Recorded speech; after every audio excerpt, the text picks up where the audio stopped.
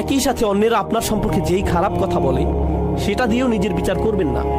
আপনি খুব খারাপ, আপনি দুর্নীতিগ্রস্ত, আপনি মুনাফিক, আপনি মিথ্যুক, আপনি ভণ্ড, আপনি অভদ্র, আপনি জাহান্নামে যাবেন, ইত্যাদি ইত্যাদি ইত্যাদি ইত্যাদি। এগুলোর কোনোই অর্থ নেই। মানুষ আপনাকে চেনে না, আল্লাহ জানেন। মানুষ যদি বলে আপনি কোনো কাজের না, আপনাকে দিয়ে কিছুই হবে না, ইত্যাদি ইত্যাদি, এর মানে এই নয় যে আল্লাহ আপনার সম্পর্কে সেটাই ঠিক করেছেন। ঠিক যেভাবে মানুষের প্রশংসা আপনাকে ভালো মানুষ বানায় না, তেমনি মানুষের নিন্দাও আপনাকে মন্দ লোক বানিয়ে দেয় না। সেটার সিদ্ধান্ত শুধু আল্লাহরই কাছে, আর কারো নয়।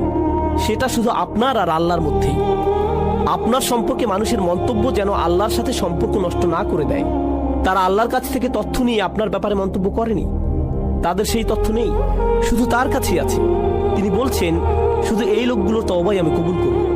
আল্লাহ আমাদের সবাইকে তাদের অন্তর্ভুক্ত করুন। এর পরের আয়াতে বলছেন, এই লোক